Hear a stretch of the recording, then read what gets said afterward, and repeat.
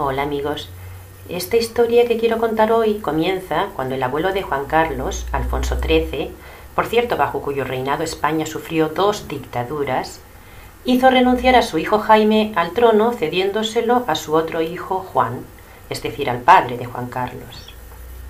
Como heredero a la corona española y fiel pupilo del dictador Franco, Juan Carlos recibió una extensa formación militar, pero no contaba con que su padre prefería como sucesor a su otro hijo, llamado Alfonso. Con el objetivo de garantizar la sucesión a la monarquía a su elegido, Franco puso en manos de Juan Carlos, cuando éste tenía 18 años, un revólver para que asesinara a su hermano Alfonso.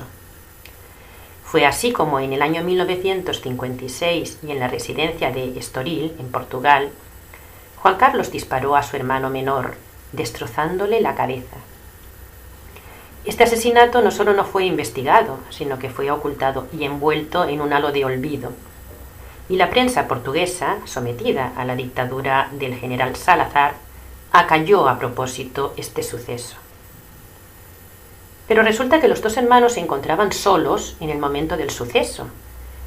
Y cuando su padre, Juan, entró en la sala y vio lo que vio, le dijo a su hijo Juan Carlos: «Júrame que no fue a propósito».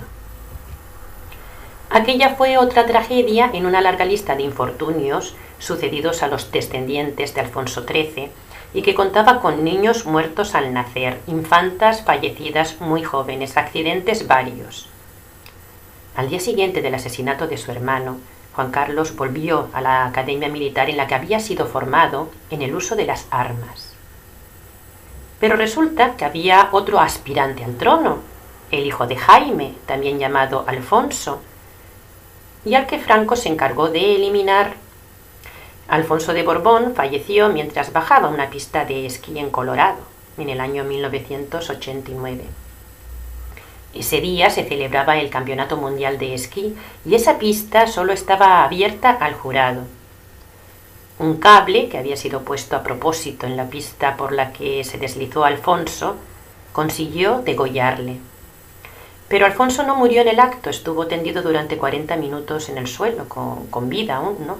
Y tardaron 2 horas en llevarle a una clínica que distaba tan solo 16 kilómetros.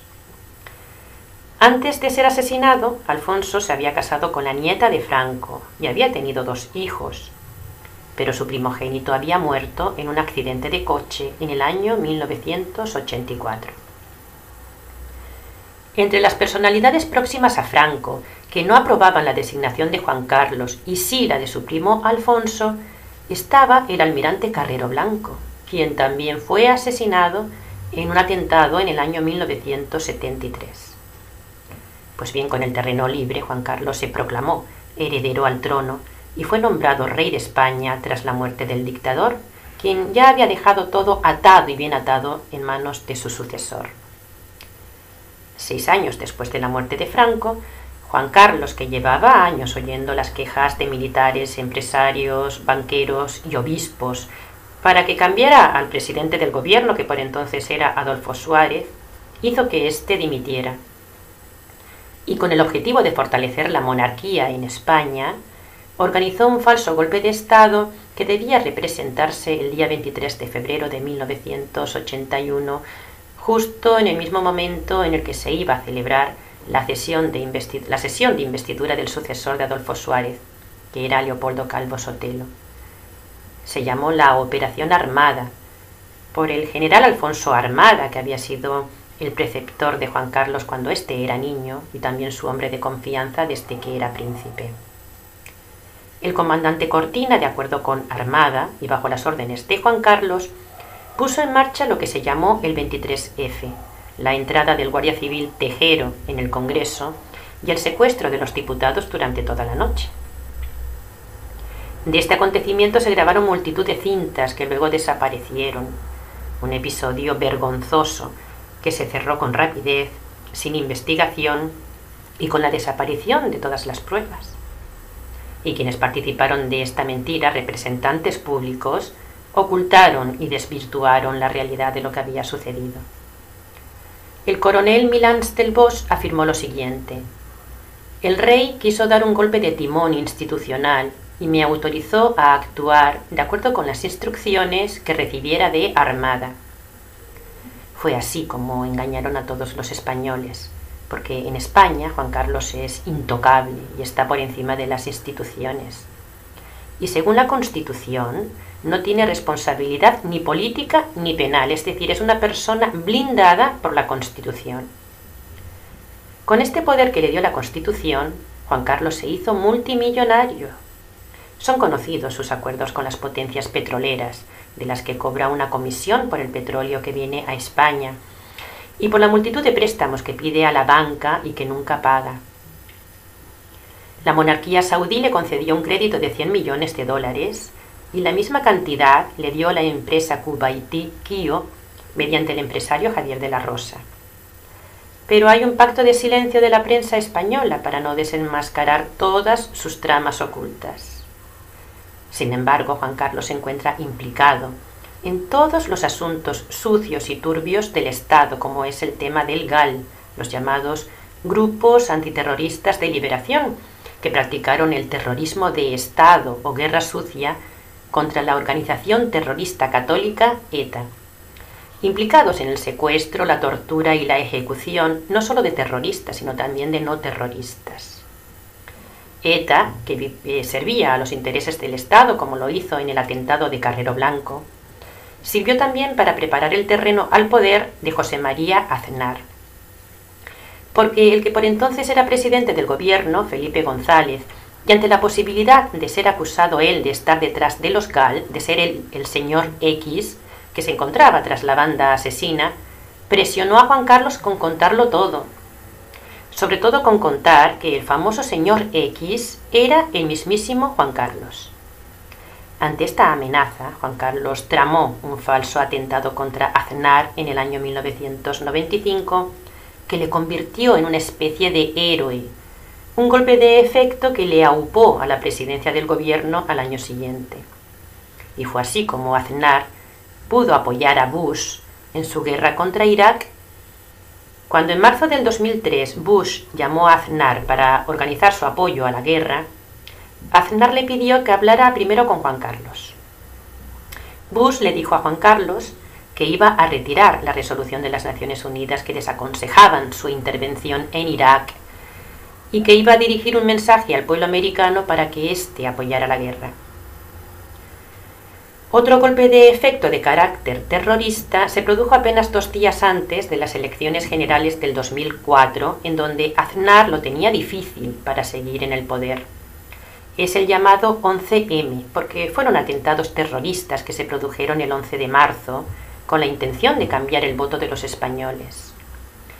10 explosiones casi simultáneas en 4 trenes a la hora punta de la mañana, y en donde fallecieron cerca de 200 personas y casi 2000 quedaron heridas. Pues bien, los vagones que explotaron fueron mandados a desguazar 2 días después del atentado. Y esta es la prueba más clara de la complicidad y del encubrimiento por parte de las autoridades españoles, jueces y políticos. De hecho, los peritos de la policía y de la Guardia Civil dijeron una cosa en un principio y al llegar a la sala del juicio dijeron lo contrario. Ya hay pruebas de que se mintió en el juicio y de que el fiscal general del Estado no actuó para aclarar lo que realmente sucedió.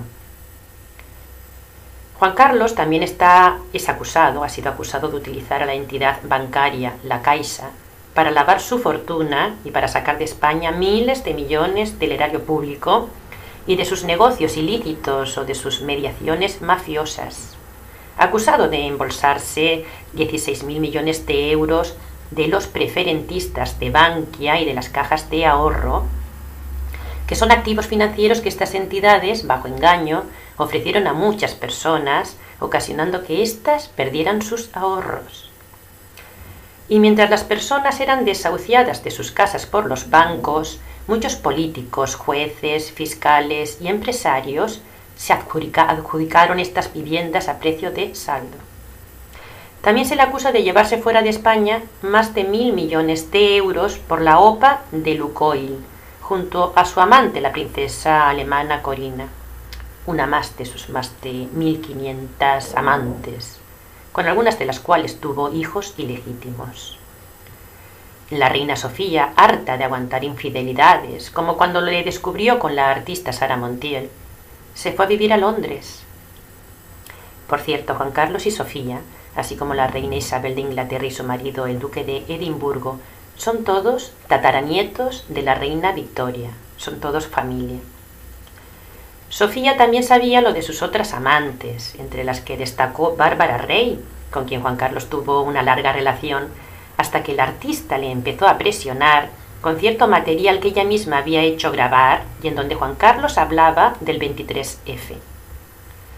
A cambio de su silencio, Bárbara estuvo cobrando mensualmente un dinero de los fondos reservados del Estado.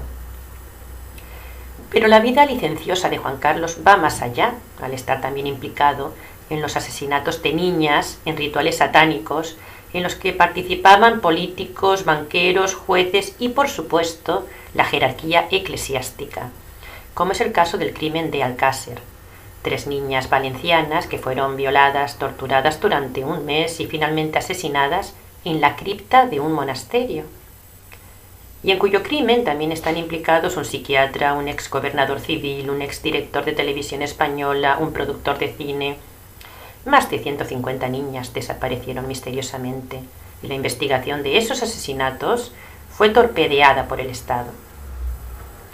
El teniente Manglano, que era por entonces el jefe de los servicios secretos, era también el conseguidor de las orgías sexuales y de los rituales satánicos en los que participaba el rey.